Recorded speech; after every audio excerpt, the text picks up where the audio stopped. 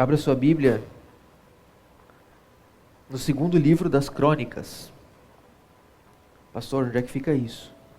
Crônicas é assim, tu abre a Bíblia e vai passando assim um pouquinho, vai ter 1 Samuel, 2 Samuel, 1 Reis, 2 Reis, aí tem 1 Crônicas, 2 Crônicas.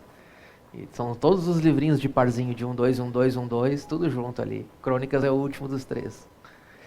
Tá bom? Segundo livro das Crônicas, capítulo 14.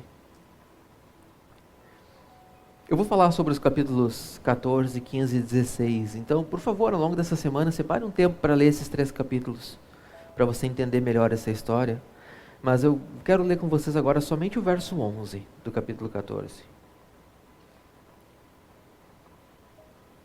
A palavra de Deus diz assim: Então Asa clamou ao Senhor, o seu Deus: Senhor, não há ninguém como tu para ajudar os fracos contra os poderosos.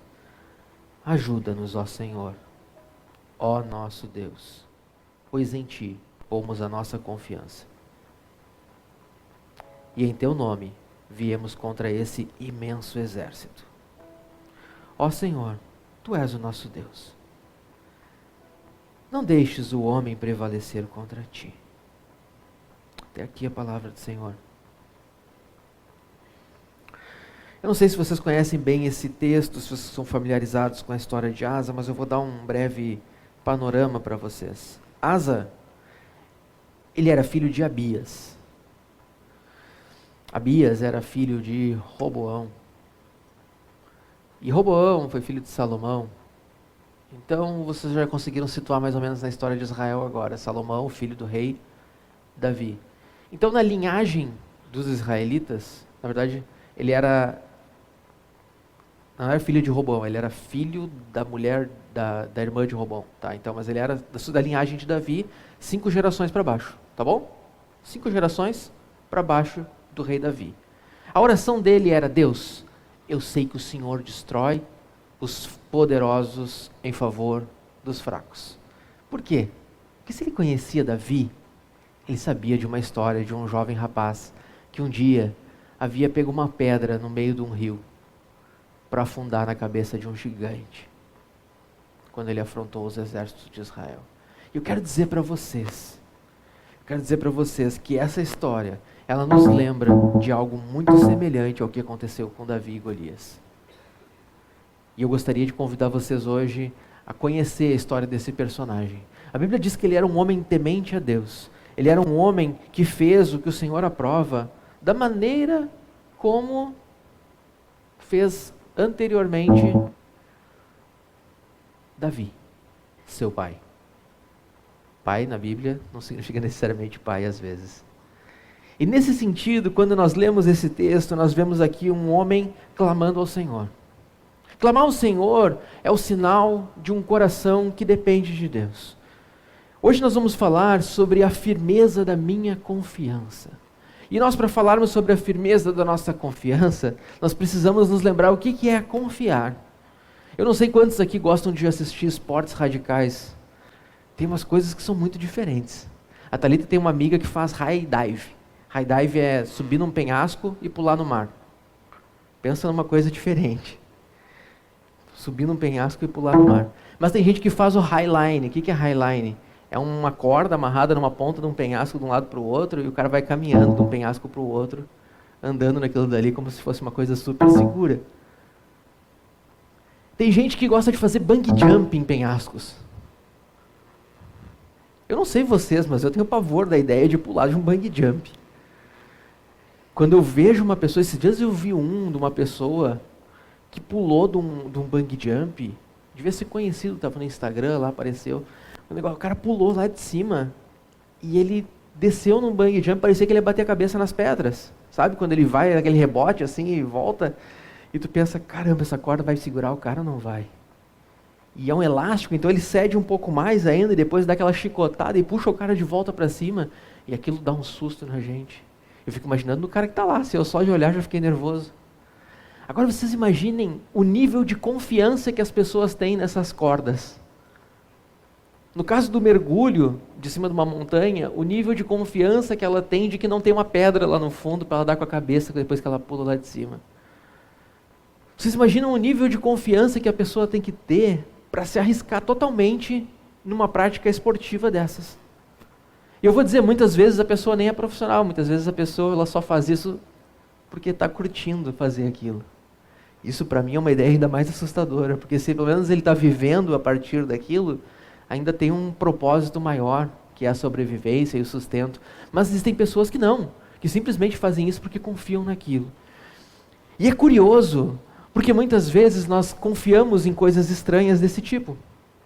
Nós confiamos em cordas, confiamos em coisas desse tipo e declaramos a nossa confiança quando a gente salta. Mas deixa eu dizer para vocês, não muito tempo atrás nós não tínhamos essas cadeiras pretas. Quem lembra disso? Nossas cadeirinhas branquinhas, que já tinham alguns anos, estavam ressecadas. Alguém aqui já passou pela experiência de se sentar numa daquelas cadeirinhas com confiança e a cadeirinha abrir as perninhas e a gente ir pro chão? Quem já passou por essa? Eu passei por essa. A gente sentava na cadeira e aquele plástico já não era mais tão resistente. E o que acontecia? As perninhas abriam e a gente se esborrachava no chão. Que coisa horrorosa! E normalmente acontecia isso quando? Quando tu relaxava e dizia, eu confio na cadeira. E a cadeira te deixava na mão. Quando nós depositamos a nossa confiança em algo, nós normalmente não esperamos que aquilo fale. E existe uma boa chance de que aquilo no que a gente confia realmente funcione. Realmente vai dar certo. Por exemplo, nós temos cadeiras agora que a maioria de vocês está bem sentado nelas e confiando nas cadeiras. Alguns até se ajeitaram quando eu contei a história. O pessoal não precisa se preocupar, essas aí são de ferro. Tá? Mas, quando nós olhamos para as coisas onde nós depositamos a nossa confiança, por exemplo, quem aqui já tentou pegar o carro um dia para sair, para fazer alguma coisa, e o carro falhou na hora e tu ficou muito na mão porque tu já estava atrasado? Coisa mais triste, né? Tu está dependendo daquilo e de repente, puxa vida, deu errado. Ou tu pegou o ônibus para ir para o trabalho, já queimado, sabendo que aquele ônibus era o último horário possível, e de repente o que aconteceu? O ônibus estragou. E aí tu para no meio do caminho e fica esperando o próximo ônibus, e aí tu tem que explicar para alguém lá no teu trabalho que tu te atrasou por causa disso. Essas situações acontecem o tempo todo. Isso sempre está relacionado ao quanto nós confiamos em algo, seja num sistema, seja numa corda para pular de um abismo ou para cruzar de um lado para o outro, seja numa cadeira que está na nossa frente. Aqui a gente vê Asa depositando a sua confiança em Deus. Mas por que ele estava depositando a confiança dele em Deus? O que aconteceu para que ele precisasse fazer isso? Qual era o cenário dele? A gente aprende aqui com a história de Asa que confiar em Deus é depender de Deus. Confiar em Deus é entregar a nossa vida nas mãos de Deus a tal ponto que nós não olhamos mais para a nossa vida como sendo donos de um propósito, mas nós somos filhos de um propósito. Nós servimos a Deus, não para que nós sejamos beneficiados de alguma maneira somente, mas porque nós não enxergamos outra possibilidade, a não ser confiar naquele Deus. É como se a gente precisasse cruzar de um lado para o outro do penhasco, e a única esperança fosse aquela cordinha ali. E a gente fica olhando para aquela cordinha e dizendo, eu não vou meter o pé nessa corda. Mas enquanto isso, alguém passa correndo, quando tu vê tem um leão atrás, o que tu faz? Eu vou tentar a corda. Né? Mesmo que eu tenha que amarrar uma cordinha de segurança na corda e fique pendurado, talvez a minha chance é melhor ali. Por quê? Porque a gente precisou depositar nossa confiança em alguma coisa. Aqui a gente vê a Asa reagindo dessa maneira. Olha o que diz no verso 8. Verso 8 diz assim, Asa tinha um exército de 300.000 homens de Judá. Olha só, 300.000 homens, equipados com escudos grandes. E 280.000 homens de Benjamim, armados com escudos pequenos. E com arcos. Os outros usavam lança, esses aqui usavam arcos. E todos eram valentes homens de combate. Aí veio o etíope, Zerá, e marchou contra eles, com um exército de 1 milhão de soldados. E 300 carros de guerra. Parece que ele tinha bastante soldado, mas parece que o outro tinha o dobro. E aí, como é que a gente lida com essa diferença? Como é que a gente lida contra um exército de 1 milhão de pessoas se voltando contra nós? A palavra de Deus diz que eles foram colocados frente a frente, Asa não se atemorizou, se lembrou de Davi e disse: se existe um gigante, existe um baixinho para derrotar. E se existe um exército grande, existe um exército menor para vencer. Por quê? Porque eu vou clamar a Deus. Eles não estão vindo contra mim, eles estão vindo contra o povo de Deus, e eu vou orar e o Senhor vai ouvir a minha oração. E ele faz a sua oração, a oração que nós lemos antes. Senhor, não há ninguém como tu para ajudar os fracos contra os poderosos. Ajuda-nos, ó Senhor, pois em ti pomos a nossa confiança, e em teu nome viemos contra esse exército imenso. Ó Senhor, tu és o nosso Deus, não deixe o homem prevalecer contra ti. Essa é a oração de Asa. É uma das orações mais bonitas de confiança que tem na palavra de Deus. Uma declaração de dependência do Senhor que é extremamente marcante. É muito interessante porque Asa coloca diante de Deus aquela batalha e Deus dá a vitória para ele. Deus o faz prevalecer contra um exército gigantesco. E quando nós olhamos essa história, nós somos lembrados de que dia após dia nós temos gigantes contra os quais lutar. Nós temos exércitos gigantescos contra os quais enfrentar. E nós precisamos sempre, durante as nossas lutas, no nosso dia a dia, nos lembrar que nós dependemos daquele que nos chamou. É muito interessante porque quando a gente compara a nossa vida com a vida desses homens da Bíblia, a impressão que dá é que esses homens eles não estavam fazendo algo de bom. Eles estavam simplesmente guerreando e guerreando e guerreando. Mas eu quero dizer para vocês, essa era a maneira deles de preservar o povo de Deus. Qual é a maneira que Deus te deu de preservar o povo dele? Qual é a maneira que Deus te deu de fazer parte do povo de Deus e de servir a Deus? Você foi chamado para fazer diferença na vida de outras pessoas. Você foi chamado para agir com armas que fazem parte da sua milícia, do seu arsenal. Quais são as armas do teu arsenal? Nós temos as nossas armas de oração, nós temos as nossas armas de intercessão, nós temos as nossas armas de jejum, nós temos as nossas armas de adoração, nós temos todas as armas à disposição, porque a nossa guerra não é contra a carne ou sangue, mas contra principados e potestades. Amém? Mas quando nós olhamos para isso, nós ficamos muitas vezes pensando, tá, mas como é que eu vou vencer essa guerra? Asa te diz, confiando naquele que é poderoso para vencer as guerras. Talvez a tua guerra hoje não pareça ser uma coisa de um grande exército. Tem guerras que parece que é contra pouca gente. Talvez a tua guerra seja uma guerra contra algumas pessoas. Ou contra alguma situação que nem é tão chamativa assim. Talvez você esteja enfrentando uma luta financeira e que nem é uma luta tão pesada. Talvez a tua luta seja uma luta para permanecer firme no Senhor, confiando em Deus, contra todas as aparências de um cenário que parece desfavorável. Às vezes é uma luta dentro de casa, para que você consiga lidar com as suas emoções diante de desafios. E todas essas lutas, todos esses desafios, eles são desafios que dependem do quanto nós nos apresentamos diante de Deus. Olha o que Asa faz. Asa ele ora ao Senhor e diz: o Senhor derrotou os etíopes diante de Asa e de Judá. A Bíblia diz que Deus deu a vitória para eles, mas eu quero mostrar para vocês uma coisa. Lá no verso 1 até o verso 6, eu não vou ler tudo para vocês, mas a Bíblia nos conta que Asa viveu um tempo de paz durante os 10 primeiros anos do seu reinado. Foram 10 anos de paz, onde eles conseguiram trabalhar em fazer coisas boas, em fazer coisas que deveriam ser feitas e que os seus antepassados últimos não tinham feito. Ele derrubou os altares idólatras que vinham desde os dias de Salomão, e ele começou a quebrar altares, começou a quebrar postes ídolos, começou a fazer fogueiras com as imagens idólatras que estavam diante dele. E Deus deu para ele condições de que eles prosperassem nesse tempo.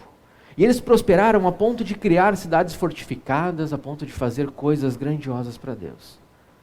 Isso significa que Asa confiou em Deus quando a coisa estava boa. Quando tudo parecia bom para ele, o que Asa fez? Asa agiu em favor do nosso Deus.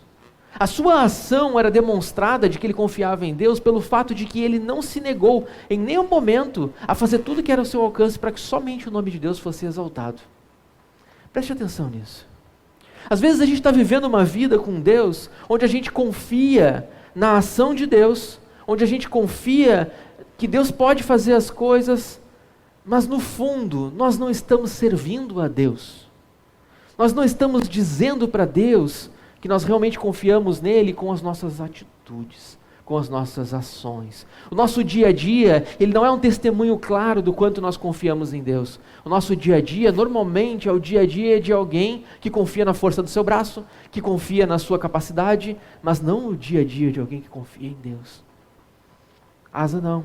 Asa disse: ninguém vai receber glória. Eu vou derrubar todos os ídolos que tem em Israel. Somente Deus vai ser adorado enquanto eu for rei desse território. E ele começa esse processo, começa a fazer essas coisas. E com o dinheiro que Deus tinha dado para ele, com a prosperidade que Deus tinha dado para ele, ele começa a fortificar as cidades. Mas aí vem um exército inimigo. Um exército que era o dobro do que ele tinha. Um exército que parecia que ele não tinha nenhuma chance contra esse outro exército. E Deus olha para aquele exército, olha para o coração de Asa e diz: deixa que eu resolvo, filhão. Mas mais do que isso, o verso 14 diz assim: destruíram todas as cidades ao redor de Gerar, pois o terror do Senhor havia caído sobre elas. Saquearam todas essas cidades, pois havia nelas muitos despojos. Também atacaram os acampamentos onde havia gado, e se apoderaram de muitas ovelhas, cabras e camelos, e em seguida voltaram para Jerusalém. O que ele está dizendo aqui? Ele está dizendo: olha, se existe uma situação de desafio, existe uma perspectiva de que a vitória ela vai se tornar palatável, vai se tornar agradável, vai se tornar agradável para nós.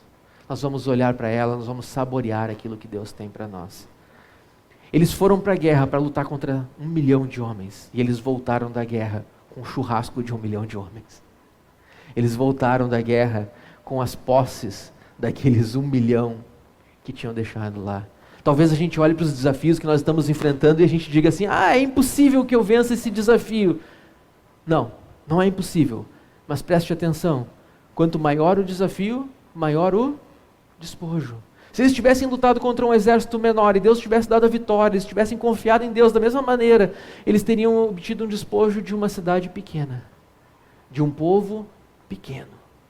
Mas quando nós confiamos em Deus diante dos maiores desafios e vamos para frente no meio da batalha, nós podemos colher das coisas grandiosas que o Senhor tem para nós. Por isso, meu irmão, minha irmã, se apegue a isso. Assuma esse desafio no seu coração. Não importa o tamanho da luta que você esteja passando, confia no Senhor. O que Asa fez foi olhar para o nosso Deus, foi olhar para o Senhor e dizer: Senhor, em Ti eu deposito a minha confiança. Sabe que não existe luta maior do que a luta que um homem, que uma mulher enfrenta contra o seu próprio pecado. Nenhuma luta é maior do que essa. E a única maneira que nós temos de vencer essa luta é se aproximando do Senhor e dizendo: Senhor, eu sou pecador e eu preciso de Ti para vencer isso.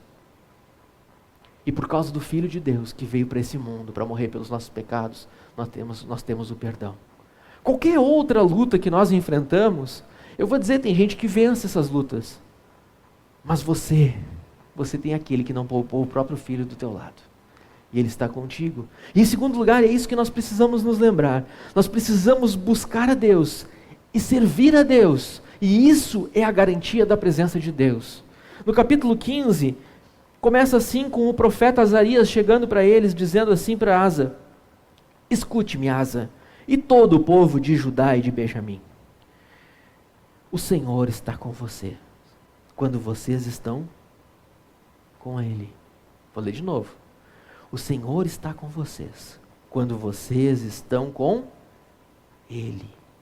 Se o buscarem, Ele deixará que o encontrem. Mas se o abandonarem, Ele os abandonará. Olha o que o profeta diz para Asa e para o povo de Judá. O Senhor está com vocês. Quando? Quando vocês buscarem o Senhor. Meu irmão, essa notícia é uma notícia fantástica. Essa notícia é uma notícia tremenda. Nós podemos olhar para essa notícia e dizer: Senhor, é isso que eu preciso. Eu preciso da Tua companhia do meu lado. Eu preciso que o Senhor esteja comigo. Aquele que não poupou o seu próprio Filho não nos dará juntamente com isso todas as outras coisas? É uma pergunta retórica. Você sabe que Ele vai te dar. Você sabe que Ele vai fazer isso. É uma promessa da palavra de Deus. Agora, quando a gente olha para esse testemunho do profeta, ele diz: o Senhor está com vocês, mas ele não diz um ponto final, ele diz: ele está com vocês quando vocês estão com Ele. E aí muitas pessoas desanimam. Por quê? Porque eu não estou sempre com o Senhor. Pastor, pera um pouquinho, tem um problema aqui. Deus ele está em todos os lugares, não tem como eu não estar com Deus. Você sabe que eu não estou falando disso. Deus está em todos os lugares, mas Ele só se revela para aqueles que o buscam. Ele só dará a conhecer a sua aliança para aqueles que se aproximam dEle com fé. Saber que Deus está aqui nesse lugar, Ele sempre vai estar. Mas o fato de que Ele está aqui, tocando nos corações, é um privilégio especial. Nós podemos olhar para a presença de Deus em qualquer lugar. Porque não existe lugar desse planeta e desse universo inteiro onde Deus não esteja. Ele é onipresente, Ele está em todos os lugares. Mas você só vai perceber esse Deus se o seu coração estiver atrás dele. Se você desejar, é como disse um outro profeta, buscar-me-eis e me achareis quando me buscardes com todo o vosso coração. Nós precisamos buscar a Deus com esse ímpeto. E Ele diz, Ele está com vocês quando vocês estão com eles. E se o buscarem, Ele deixará que o encontrem. Mas se o abandonarem, Ele os abandonará. Essa palavra ela é muito boa, mas ela é muito dura ao mesmo tempo. A gente sabe que Deus está conosco enquanto nós buscamos a Deus. O problema é que no meio do caminho, Deus pode não estar mais conosco porque nós não estamos com Deus. O que Asa faz quando ele ouve essas palavras? Ele se dedica incansavelmente. Ele reúne o povo e diz, agora nós vamos servir ao Senhor. Ele diz, no verso 9, diz assim, depois reuniu todo o povo de Judá e Benjamim e convidou também os que pertenciam a Efraim, a Manassés e a Simeão e viviam entre eles, pois muitos de Israel tinham passado para o lado do rei Asa ao verem que o Senhor, o seu Deus, estava com ele. E eles se reuniram e naquela ocasião sacrificaram ao Senhor 700 bois e 7.000 ovelhas e cabras do saque que haviam feito. Fizeram um acordo de todo o coração e de toda a alma para buscar o Senhor Deus dos seus antepassados. E todo aquele que não buscasse o Senhor deveria ser morto. Simples ou importante, homem ou mulher. E fizeram esse juramento em voz alta. E aí começaram a romper com todo tipo de ídolos que existia, que tinha sobrado da primeira leva de quebra que ele tinha feito. Olha que coisa interessante. Asa era rei de Judá. Vamos tentar lembrar dessa história toda aí, como é que tem essa confusão. Ele não era rei de Israel. Davi reinava sobre todo o território de Israel. Israel é um retângulozinho assim, mais ou menos. No sul fica Judá e no norte fica Israel. A tribo de Judá foi os descendentes de Davi que reinaram. E o reino do norte foi um outro reino que ficou paralelamente acontecendo depois que Salomão morreu. Por causa da desobediência dele, o reino foi partido em dois. E o reino do norte ficou com todas as tribos, praticamente, só faltando Judá e a meia tribo de Judá e Benjamim que ficaram aqui, tá? Então eles, basicamente é isso, são 10 tribos e 2 tribos aqui. Basicamente é isso, tá? Pra gente tentar resumir a história. O que aconteceu foi que aqui, algumas pessoas das tribos do norte começaram a migrar para o sul. Por quê? Porque começaram a ver a idolatria tomando conta dos corações. A cada dia, a situação se tornava cada vez pior. Eu vou dizer, meu irmão, tem muita gente nesse mundo que diz que é crente, mas o seu coração está em diversos outros lugares. E quando essas pessoas estiverem procurando você, elas vão olhar para ti e vão ver um coração como o de Asa. Um coração temente a Deus, e elas vão dizer, é perto dessa pessoa que eu quero ficar. Preste atenção. Existem idólatras inconformados com o que nós temos passado. Existem pessoas que foram envolvidas por esse mundo de idolatria, mas eles começaram a olhar e se lembrar que existia uma verdade que vai além de tudo isso. Se lembraram da palavra de Deus e daquilo que tinha sido estabelecido antes, através de Davi, através de Salomão, e agora eles tinham se desviado completamente. O que Deus quer fazer com essas pessoas é trazê-las para a verdade, é guiá-las a toda a verdade, para que vivam segundo o conselho do Senhor. E olha, quando eles ouvem essa notícia de que eles deveriam se aproximar de Deus, que eles deveriam se achegar a Deus, ele diz para eles assim, no final da profecia, no verso 7, diz assim: mas sejam fortes, não desanimem, pois o trabalho de vocês será recompensado. Ele está dizendo que se você permanece com Deus, Deus permanece com você. Se você busca Deus, Deus vai te ouvir. Mas ele diz que existe mais do que isso. Ele diz que enquanto nós buscamos a Deus, enquanto nós buscamos o Senhor, enquanto nós nos dedicamos a ouvir a voz do Senhor, enquanto nós nos aproximamos dEle e Ele vem para nós, Ele está pronto a recompensar o nosso esforço. Ele está pronto a ouvir o nosso clamor e a fazer a diferença no nosso viver, a agir em favor daquilo que nós temos clamado a Ele. E o Senhor está disposto aqui nessa noite. O Senhor está disposto a fazer a diferença no teu viver, a fazer a diferença na tua vida, se você se aproximar dEle. É muito interessante porque a condição que Ele coloca é de buscar Deus. E como é difícil isso. Ontem a gente teve um tempo aqui, onde nós estávamos conversando sobre exatamente isso, sobre a importância de nos aproximarmos do Senhor. E quando a gente se aproxima do Senhor, quando a gente se dedica a ouvir a voz do Senhor, nós temos o privilégio de que o Senhor, Ele quer se revelar a nós. Sabe que a gente pode dizer para Deus, que a gente realmente quer Ele. Mas isso ser palavra jogada ao vento, isso não ser verdade do nosso coração. Agora, quando aquilo que a gente fala é a expressão de um coração que realmente deseja a presença de Deus, Deus diz assim: ei, eu estou contigo. Agora, como que a gente sabe se a expressão do nosso coração é essa? É genuína, é verdadeira? Qual é o teu amor? Qual é o teu maior desejo? Você ama a voz do Senhor revelada na sua palavra? Você se dedica a uma vida de oração, uma vida na presença de Deus? Você se dedica à comunhão com os seus irmãos? Você se esforça para estar com eles?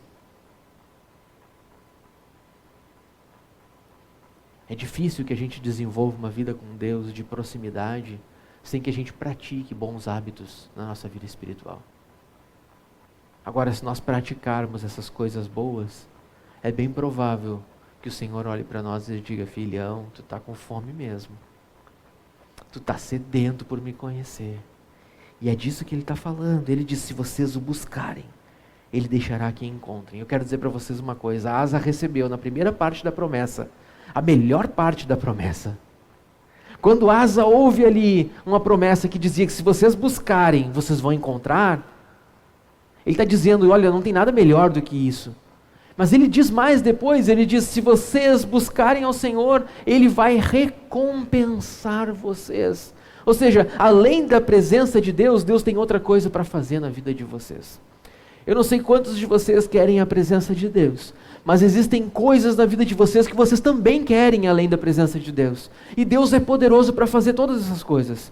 Deus é poderoso para proteger vocês contra qualquer exército de 1 milhão de etíopes que venha contra vocês. Deus é poderoso para fazer qualquer coisa em nossas vidas. Mas mais do que qualquer uma dessas coisas, Deus, Ele é poderoso e amoroso para se revelar diante de ti.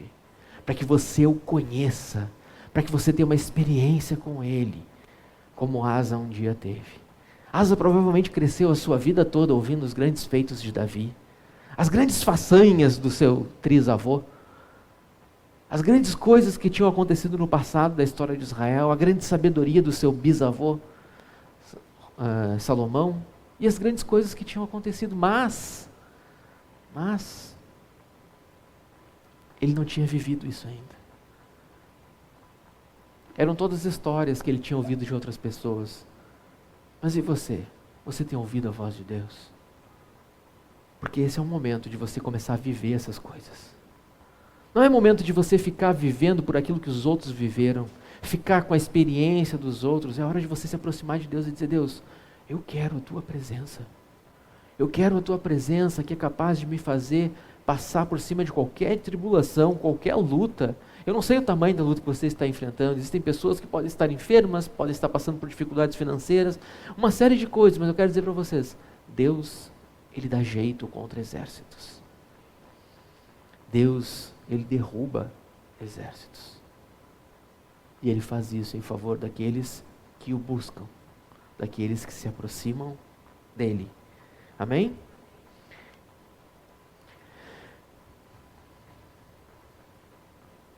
Em terceiro lugar,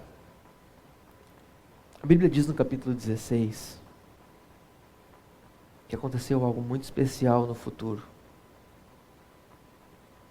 Depois de muitas guerras, depois de muitos despojos, depois de muitas batalhas, Asa acumulou grandes tesouros, e esses tesouros foram depositados no palácio. Muitas das coisas que o seu pai Abias, inclusive, tinha removido de lá, agora foram trazidas de volta para o templo. Mas o que diz aqui a palavra de Deus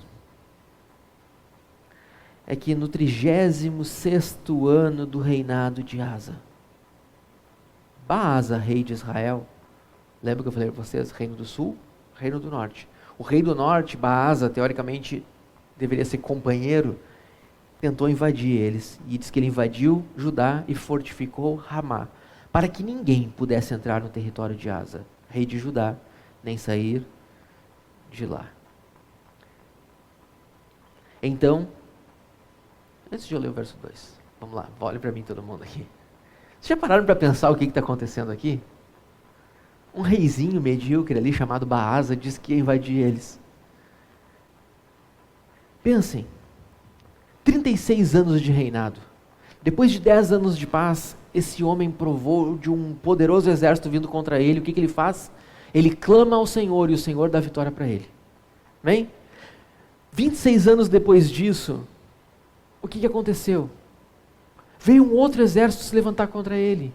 Depois de muito tempo de paz, depois de muito tempo sem enfrentar lutas, uma nova luta se apresenta.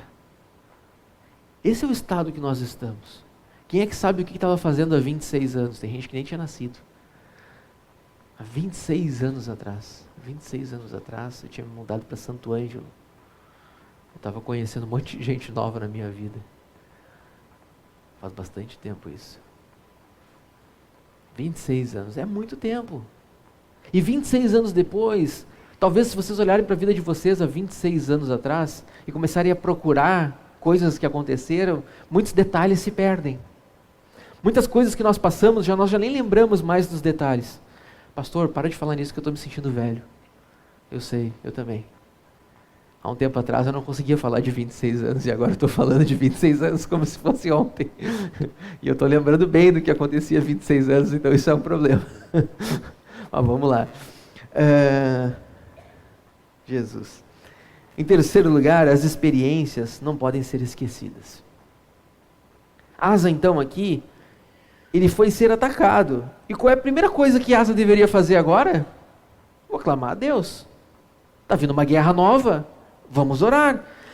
E aqui diz no verso 2 assim: Então Asa ajuntou a prata e o ouro do tesouro do templo do Senhor e do seu próprio palácio, e os enviou a Ben-Hadad, o rei da Síria, que governava em Damasco, com uma mensagem que dizia: Façamos um tratado como fizeram meu pai e o teu. Estou te enviando prata e ouro. Agora rompe o tratado que tens com Baasa, rei de Israel, para que ele saia do meu país. E Ben-Hadad aceitou a proposta do rei Asa. Vocês pegaram bem a ideia? De todo o tesouro que ele tinha acumulado nos últimos tempos, ele foi até o palácio e pegou o tesouro. Depois pegou o tesouro do palácio, pegou do templo, pegou de tudo que é lugar. Pegou e juntou uma grande caravana e falou: vão para a Síria. E nós vamos subornar o rei da Síria para que ele lute ao nosso favor.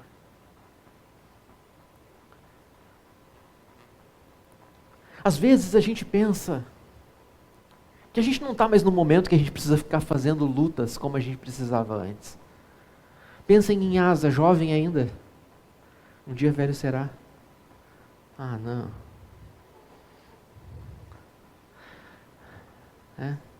Alguns pegaram a referência.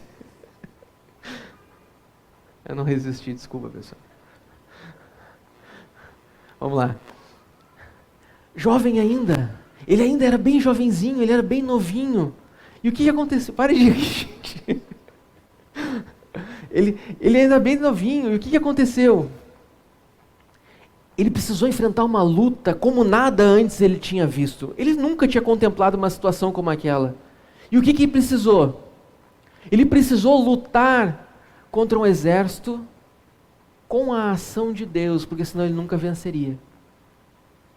Agora, existem coisas na nossa vida que depois de algum tempo, nós acumulamos recursos, nós acumulamos experiência, nós acumulamos prática. E o que nós fazemos quando acumulamos essas coisas? Nós passamos a nos tornar uma pessoa confiante. Quando nós nos tornamos confiantes, nós sabemos que nós temos recursos para lidar com o problema e não precisamos mais nos sentir amedrontados pelo problema. Uma vez que nós já passamos por aquilo nos deixa calejado e a gente diz, não, pera um pouquinho, tem um outro jeito de resolver isso. Nesses 36 anos eu descobri que alianças políticas resolvem guerras. Por que não usar o meu tesouro e me poupar de ter que sair para uma guerra? Por que eu não posso fazer bom uso de todos os recursos que eu já obtive nesse tempo? E dar um jeito nisso, de uma vez por todas. Sabe que muitas vezes a gente está passando por uma situação semelhante à que a gente passou. E a gente começa a olhar as situações ao nosso redor e começa a dizer, eu acho que eu sei como resolver isso. Talvez você tenha um recurso financeiro, talvez você tenha um recurso intelectual, talvez você tenha força para lidar com isso. Talvez você diga, não, eu sei que se eu trabalhar um pouquinho de tal jeito lá, eu resolvo esse negócio acumulando o X que eu preciso para pagar essa tal conta que eu não estou conseguindo pagar mais. Talvez você olhe para situações e comece a pensar, eu posso resolver isso de uma forma muito simples, basta que eu, e aí vem toda a tua confiança de volta.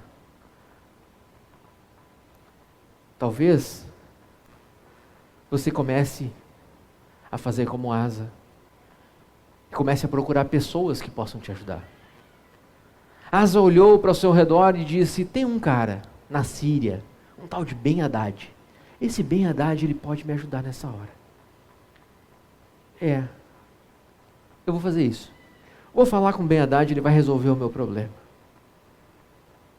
E a gente tem pessoas que podem resolver o nosso problema. Talvez você conheça uma pessoa que tenha um contato com um médico que possa te ajudar na tua enfermidade. Talvez você conheça alguém que tenha dinheiro e possa te ajudar com o recurso financeiro que você precisa. Talvez você conheça alguém que possa te ajudar a suprir uma necessidade com um filho que você tem que está causando problemas dentro de casa. E uma série de coisas pode ser usada como exemplo aqui, mas eu quero dizer para ti, Jesus está do teu lado esperando que você olhe para Ele e diga, por que eu estou pegando ajuda com outras pessoas? Ao invés de olhar para o meu Senhor. Asa sabia que Deus podia ajudá-lo. Ele tinha passado por isso. E agora, no momento da sua aflição, de novo, ele começa a pensar, vou ter que ir para a guerra.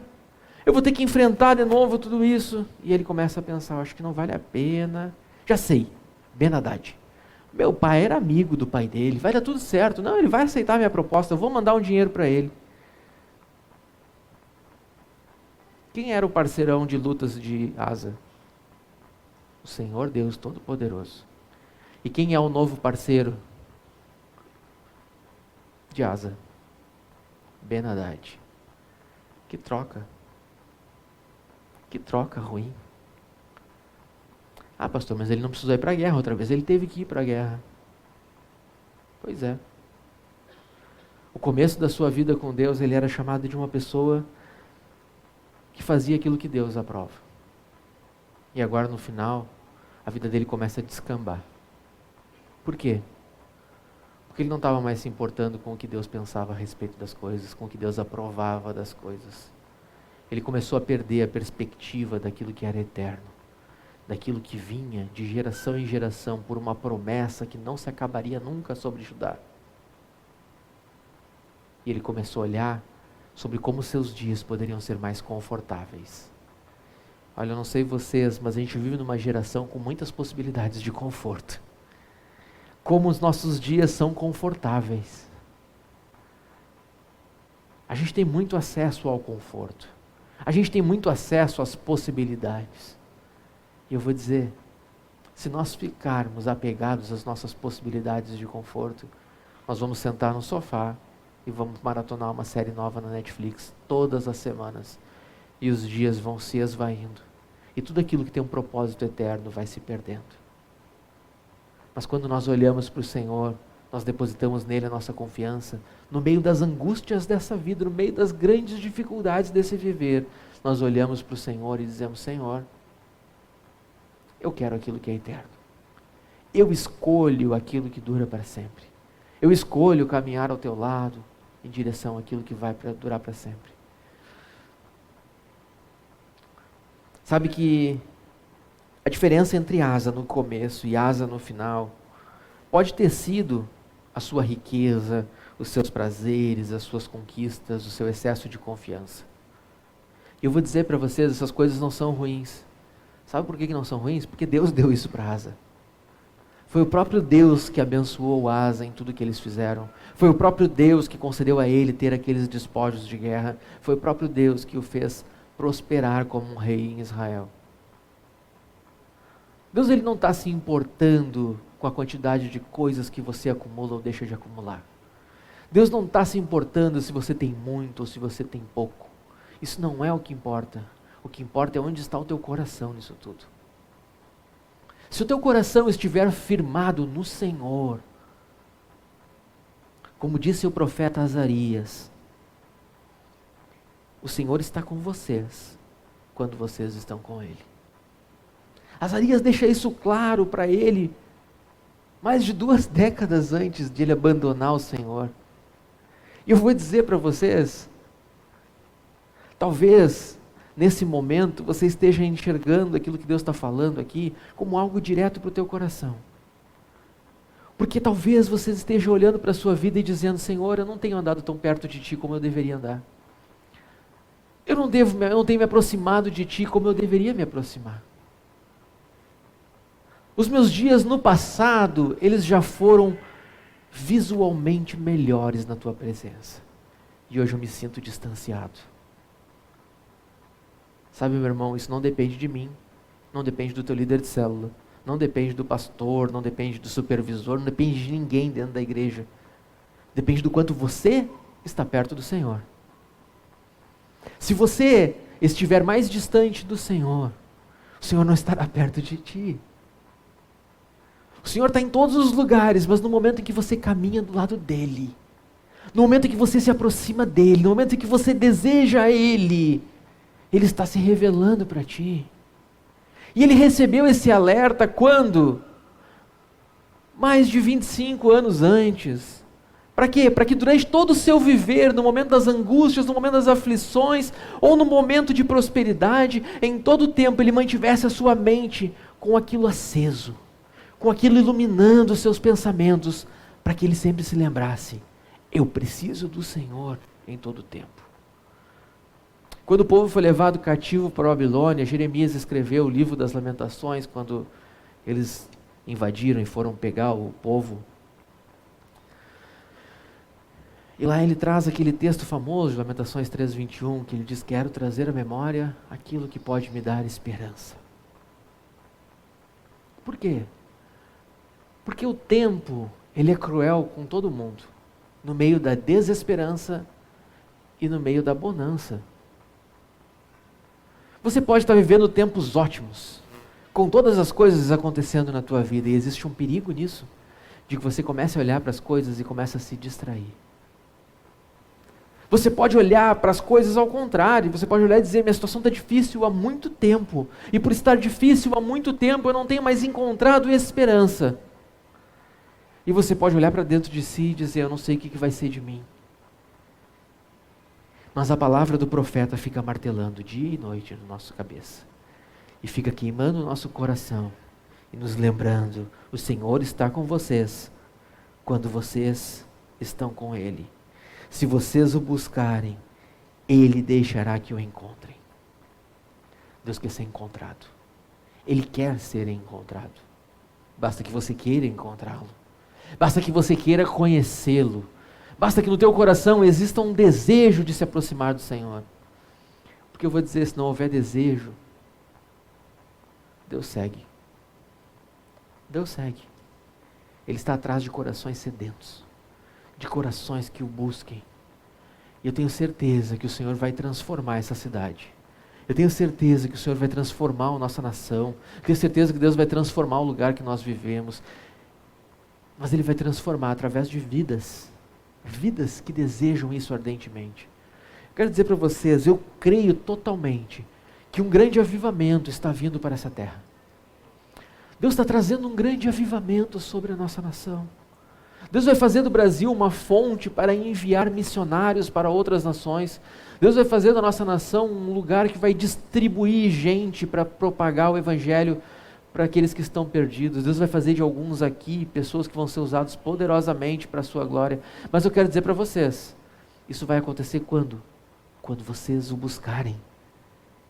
Não vai acontecer com qualquer um que vai dizer assim, eu sei que o Senhor vai fazer, então está aí, Ele está fazendo. Meu irmão, depende. Por quê? Porque acontece quando nós nos aproximamos dEle. Não existe um avivamento que vem porque agora o Brasil se tornou uma nação próspera e cheia de recursos. A gente teve há uns anos atrás um período onde a nossa nação estava sendo vista como uma superpotência, né, ou pelo menos um superpotencial de desenvolvimento e coisas desse tipo. E todo mundo achava, olha só o Brasil e tal, o que Deus vai fazer, e de repente isso se esfriou, a inflação subiu, o poder aquisitivo caiu, o desespero começou a tomar conta, e a gente olha para agora, e por que vai acontecer? Meu irmão, não é por causa da situação que nós estamos vivendo, não é por causa de nada disso, é porque você deseja estar com Ele, é só isso que precisa. Nenhum avivamento vai começar, e nenhum grande despertamento vai acontecer, você não vai se tornar um canal para que as pessoas conheçam o Senhor através da tua vida, simplesmente porque você treinou para isso, ou se tornou uma pessoa especial para isso, através do seu esforço. Vai ser porque você desejou estar com Deus.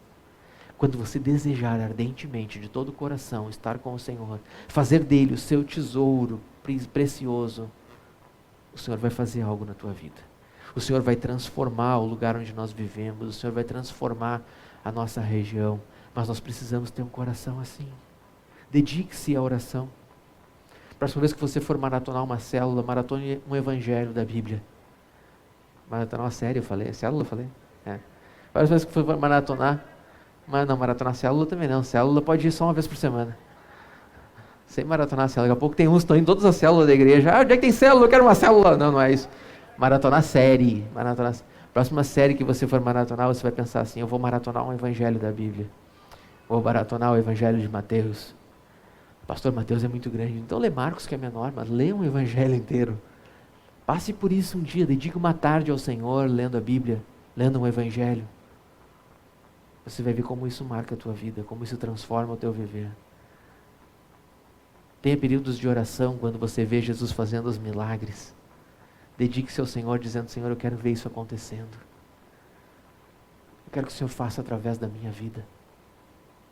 Diga isso para Ele. Porque o nosso coração ele precisa ser entregue ao Senhor.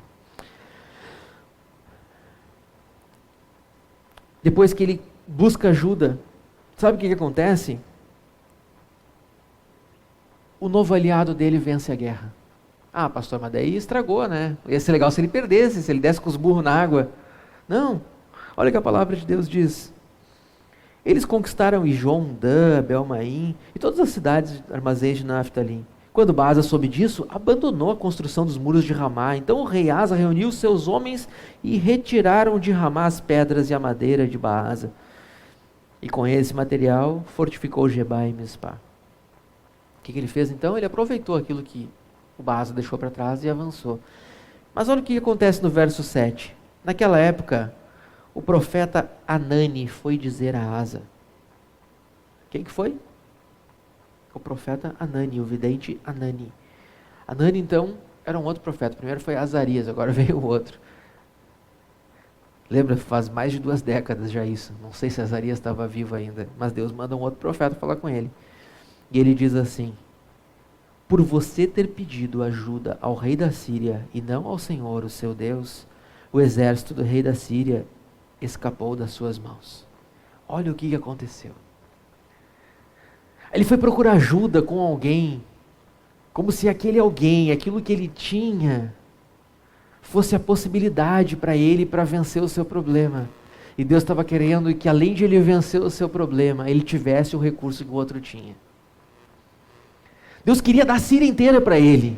Deus queria fazer de Asa um rei vencedor, um rei marcado na história como alguém que obedeceu fielmente ao Senhor e que conquistou territórios. E ele perdeu a possibilidade. Por quê? Porque ele foi fazer uma aliança errada. Foi fazer uma aliança equivocada. Foi pedir ajuda para quem não era Deus. Foi pedir ajuda para aquilo que o seu nariz apontou, para aquilo que a sua esperteza proporcionou. Eu quero dizer para você, não procure ajuda naquilo que Deus não mandou. Procure ajuda no Senhor. E ouça a voz do Senhor.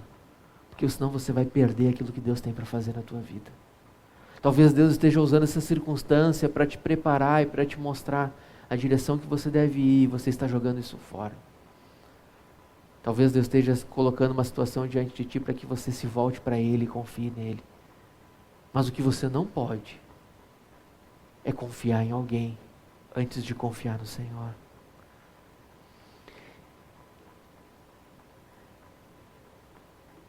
E ele diz assim: por acaso os etíopes e os líbios não eram um exército poderoso com uma grande multidão de carros e cavalos? Contudo, quando você pediu ajuda ao Senhor, Ele os entregou em suas mãos. E o verso 9 ele diz assim: pois os olhos do Senhor estão atentos sobre toda a terra, para fortalecer aqueles que lhe dedicam totalmente o coração. Os olhos do Senhor estão atentos. Eles estão atentos aonde? Por toda a terra. Os olhos do Senhor, eles estão por aí, rodando cada lugar, cada canto desse planeta e vasculhando cada cantinho desse planeta. Mas à procura de quê? Eles estão atentos sobre a terra para quê? Para fortalecer aqueles que lhe dedicam o coração. Ele está procurando aquelas pessoas que são fiéis. Aqueles que dedicam o coração a Deus. Quando nós dedicamos o nosso coração ao Senhor, o Senhor é aquele que vem e nos fortalece. Ele nos fortalece para que a gente consiga permanecer firme no caminho. Talvez você hoje esteja olhando para a sua vida e diga assim: pastor, acho que esse é o problema. Eu não estou mais me sentindo muito forte, eu estou dando uma balançada. Pois eu quero dizer para vocês, a tua confiança ela tem que estar firmada no Senhor. Ela não pode estar firmada em nada. É por isso que Jesus é chamado de pedra angular. Porque não existe possibilidade de nenhum outro fundamento ser colocado. O único fundamento firme o suficiente nesse mundo inteiro é o próprio Jesus. Sabe que quando a gente olha para o Salmo 24, ele diz que o Senhor fundou a terra sobre as águas. Isso nos passa uma ideia de que nós vivemos sobre algo que está mudando, que está flutuando, que está inconstante. Porque se tem uma coisa que a água faz é se mover, é rodar, é ser inconstante. Mas eu quero dizer para vocês, quando a gente se estabelece em cima de Cristo como fundamento verdadeiro, não existe mudança, não existe sombra de variação. Eu, o Senhor, não mudo, ó Israel, ó casa de Jacó. E por isso, vocês não são destruídos na sua infidelidade. Foi isso que Deus disse para Israel. A promessa de Deus para nós é de que Ele é fiel e cuida de nós. Ele é fiel e verdadeiro, Ele é a testemunha verdadeira, Ele é poderoso para te guardar até aquele dia. Portanto, confie nele. Confie nele como fundamento genuíno, como fundamento principal do seu coração. Olhe para Jesus como sendo uma pedra, como sendo um lugar sólido. Não como uma corda que você fica pensando, se essa corda arrebentar, o que vai ser de mim? Não fica pensando no bang jump que você vai pular e ficar pensando se você vai conseguir ou não voltar para cima depois. Talvez como a cadeira que muitos aqui já se esborracharam no chão nos tempos passados. Mas eu quero dizer para vocês, nós estamos agora diante da rocha verdadeira. A rocha, a pedra fundamental, a pedra que os construtores rejeitaram, porque quiseram edificar sobre outras coisas. Nós temos um Deus que é confiável. E esse Deus que é confiável, Ele quer o teu coração depositado em cima dele. Ele não quer mais nada, Ele quer o teu coração depositado em cima dele. E essa é a noite de você colocar diante do Senhor o teu coração.